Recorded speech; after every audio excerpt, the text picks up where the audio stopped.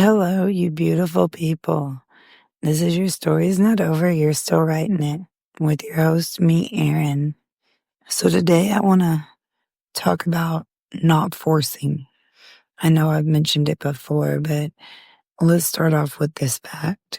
I heard someone say today that the best relationships are two happy people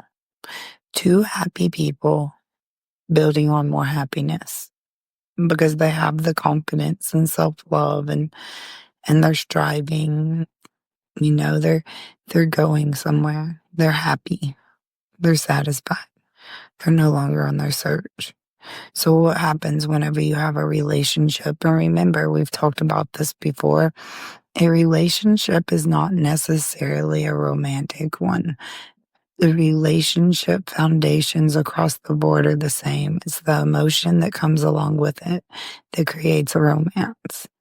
Anyway, when you have a relationship and in that relationship, your friend is desperate or whatever, whatever they are. I always mess up like that, y'all. Everybody does. If you don't, you say you don't, you ain't being genuine, and you got to be genuine.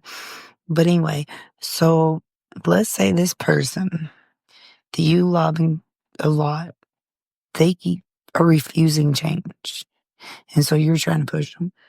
They have that I am who I am, accept it or leave it attitude. And you try to push them.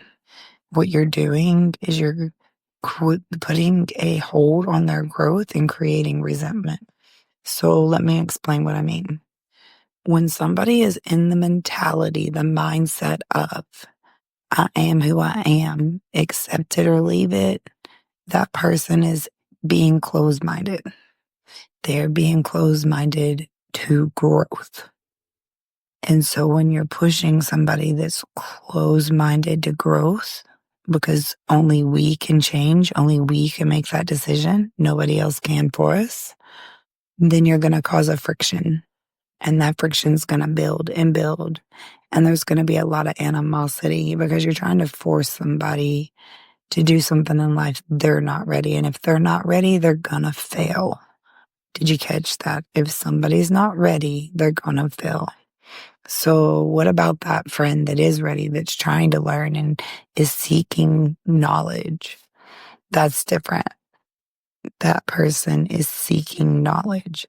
That is when you can step in and help. That is the only time it is okay to give any kind of advice to somebody, because if they're closed-minded, then you're going to cause resentment. Okay, so what is closed-minded, open-minded? Y'all hear that a lot, right? And a lot of people assume that open-minded means that you have the stance in life that you don't have a problem with people's sexuality. You don't have a problem with this. You don't have a problem with that. And closed-minded means you do. Yes and no, because I want to explain to y'all that I have always been the person, as long as you have a good heart, as long as you mean well and try in life, I'm not going to have an issue with you. I don't care what your sexuality is, what your race. I've got friends of all types, because that's what makes life interesting and fun and not so blah. So that being said, really a real open-minded person that's fully open-minded is willing to change in life for the better. They're willing to step back and see the whole picture. They're willing to look into themselves, because you can be the person like I am, but at one point I was so closed-minded on myself. Does that make sense? So it might not be that they can be open-minded to the world, but unless you're open-minded with your own self as well, then you're not truly open-minded. So, oh, wow, y'all, this all gets deeper and deeper, doesn't it? It's kind of crazy.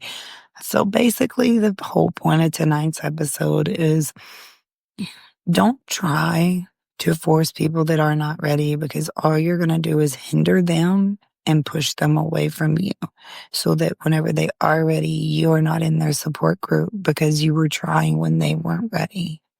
Okay, if you really love somebody, Support them, talk positive, give small advice, ask questions that make them think. Y'all, that is always the best way to handle stuff like that. Ask them questions when they ask you questions because they're looking for something that's inside of them. Good luck out there. Remember to have grace for yourself. Remember to love yourself. And most of all, remember you're freaking awesome. Have a freaking awesome day. Peace out. I'll catch you next time when your story's not over. You're still writing it.